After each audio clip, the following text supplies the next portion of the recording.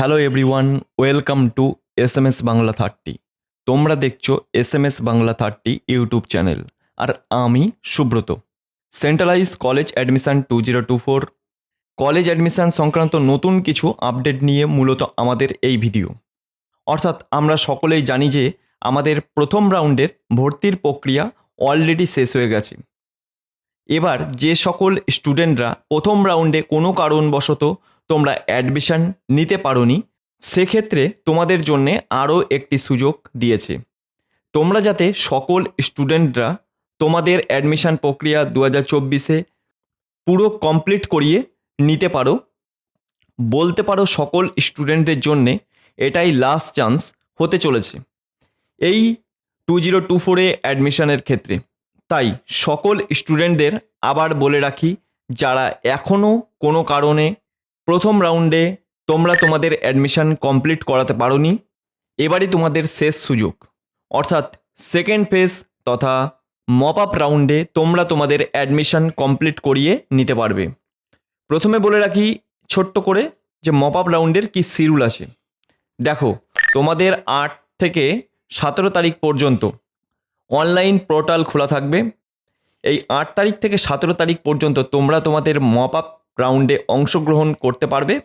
এবার তোমরা mop up রাউন্ডে ফার্স্ট মেরিট লিস্ট প্রকাশিত করবে উচ্চশিক্ষা দপ্তর 20 আগস্ট।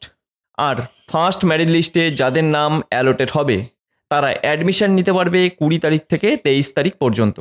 আবার মপ আপ রাউন্ডে সেকেন্ড মেরিট লিস্ট অর্থাৎ আপগ্রেডেশন লিস্ট প্রকাশিত হবে 27 তারিখে। অর্থাৎ যাদের নাম অ্যালোটেড হবে সেকেন্ড লিস্টে সেই সকল স্টুডেন্টরা অ্যাডমিশন নিতে পারবে 27 তারিখ থেকে 30 তারিখ পর্যন্ত। এই হলো তোমাদের মপ আপ রাউন্ডের শিডিউল।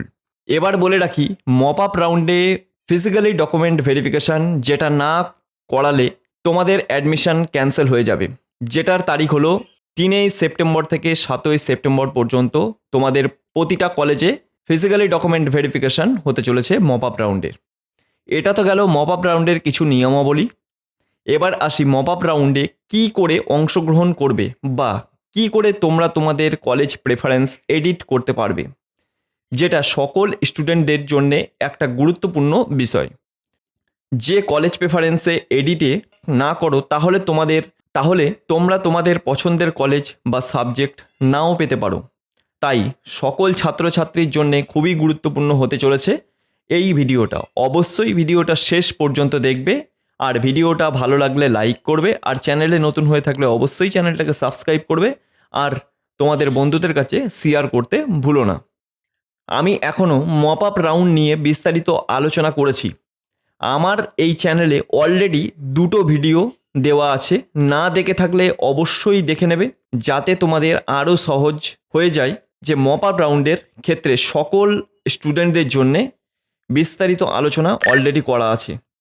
আমি তোমাদের সুবিধার জন্য ভিডিওর লিঙ্ক দুটোই আমি দিয়ে রাখলাম এই ভিডিওর ডেসক্রিপশন বক্সে। অবশ্যই তোমরা দেখে নেবে বিস্তারিত জানার জন্যে, মপ আপ রাউন্ড সম্পর্কে বিস্তারিত জানার জন্যে, যেটা তোমাদের খুবই হেল্প করবে তোমাদের পছন্দের কলেজ পাওয়ার জন্যে।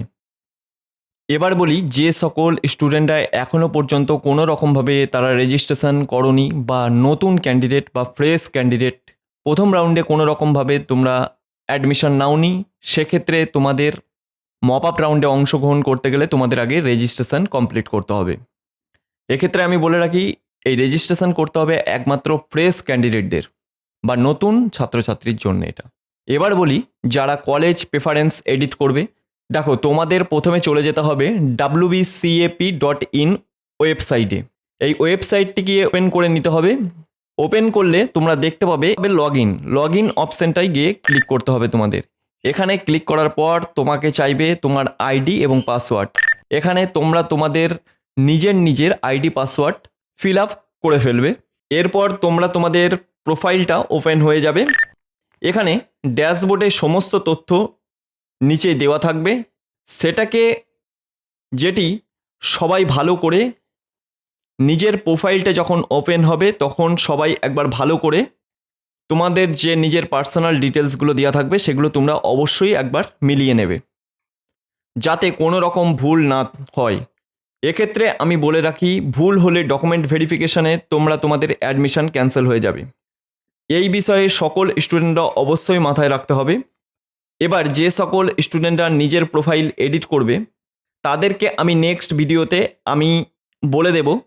এখন মূলত আমি বলতে চলেছি কলেজ প্রেফারেন্স এডিট নিয়ে। এর জন্য তোমার পাশেই একটা মাই প্রেফারেন্স অপশান পাবে, তার নিচেই দেখবে অ্যাড নাও। এই অ্যাড নাওয়ে ক্লিক করবে। এরপরই তোমাদের একটা নোটিশ শো করবে, যেটা সকল স্টুডেন্টদের জন্য খুবই গুরুত্বপূর্ণ। এই নিয়মাবলী যদি না দেখে তোমরা এই এডিট করে ফেলো তাহলে অবশ্যই তোমরা বিপদে পড়তে চলেছো। তো এই নিয়ে আমি বিস্তারিত অলরেডি আলোচনা করেছি। এই নোটিশে কী লেখা আছে বিস্তারিত আলোচনা আছে, আমি অবশ্যই ভিডিওর লিঙ্ক আমি ডেসক্রিপশন বক্সে দিয়ে দিয়েছি, অবশ্যই দেখে নেবে। এক্ষেত্রে সকল স্টুডেন্টদের বলে রাখি, তোমরা তোমাদের পছন্দের কলেজ একদম প্রথমে রাখবে, এটা যেন কেউ ভুল করবে না, তাহলে আর তোমরা তোমাদের পছন্দের কলেজ ভর্তির সুযোগ আর পাবে না, বা তোমরা তোমাদের পছন্দের কলেজটি 1 নম্বর প্রেফারেন্সে রাখার চেষ্টা করবে। বারবার বলছি, সকল স্টুডেন্টদেরকে বলছি, তোমরা তোমাদের বেশি পছন্দের কলেজ আর বেশি পছন্দের সাবজেক্ট 1 নম্বর প্রেফারেন্সে রাখার চেষ্টা করবে, যে ক্ষেত্রে তোমাদের পরবর্তীতে যখন মেরিট লিস্ট বের হবে তখন যেন তোমাদের কোনো না প্রবলেম হয় তোমরা তোমাদের পছন্দের কলেজ আর সাবজেক্ট পেতে। এরপর তোমাদের যেতে হবে অ্যাট কোর্স/কলেজ, এইটিকে ক্লিক করতে হবে। এরপর তোমরা দেখতে পাবে 5 রকমভাবে তোমরা তোমাদের কলেজ বা পছন্দের কলেজটিকে খুঁজে বার করতে পারবে। এক্ষেত্রে আমি ডিস্ট্রিক্ট অনুযায়ী কলেজ চয়েস করতে চাই, তাই আমি ডিস্ট্রিক্ট ফিল করে দিলাম। এবার তোমরা তোমাদের মতন কলেজের নাম দিয়েও তোমরা তোমাদের কলেজটাকে আইডেন্টিফাই করতে পারবে। তোমরা তোমাদের পছন্দের কলেজটিকে সার্চ করে যখনই সার্চ করবে তখনই দেখতে পাবে তোমরা তোমাদের পছন্দের কলেজে কতগুলো সাবজেক্ট আছে আর কতগুলো সিট এখনও ফাঁকা আছে। এক্ষেত্রে তোমাদের বলে রাখি, এখানে দেখো টোটাল সিট সংখ্যা দেখাচ্ছে, আর এদিকে এখনও পর্যন্ত কতজন স্টুডেন্ট অ্যাপ্লিকেশান করে ফেলেছে এই কলেজের জন্যে। এবার তোমাদের বলে রাখি, এক্ষেত্রে তুমি যদি আগে তোমার কলেজ প্রেফারেন্স চয়েস করে ফেলো, আগে চয়েস করেছে বলে তোমার নাম 1 নম্বরে আসবে বা তুমি মেরিট লিস্টে প্রথমে থাকবে বা মেরিট লিস্টে চান্স পাবে, এটা কিন্তু তোমার বা তোমাদের একদমই ভুল ধারণা। কারণ এটা 17 তারিখ পর্যন্ত চলবে। 17 তারিখেও যদি কেউ কোনো ক্যান্ডিডেট করে থাকে সেক্ষেত্রে তার যদি নাম্বার বেশি থাকে সেই আগে এই মেরিট লিস্টে জায়গা করে নিতে পারবে। বুঝতে পারলাম বিস্তারিত। এবার তুমি তোমার পছন্দের কলেজ আর পছন্দের সাবজেক্ট পাওয়ার পর নিচেই দেখতে পাবে চেক এলিজিবিলিটি, এখানে ক্লিক করতে হবে। এখানে শো করবে add to preference. Add to preference এখানে ক্লিক করবে, তারপর দেখতে পাবে তোমরা তোমাদের সাবজেক্টের কমিউনিকেশান দেখতে পাবে। এখান থেকে যে কোনো একটা চুজ করে নিতে হবে তোমাদের। এরপর প্রসিড অপশানে ক্লিক করতে হবে তোমাদের।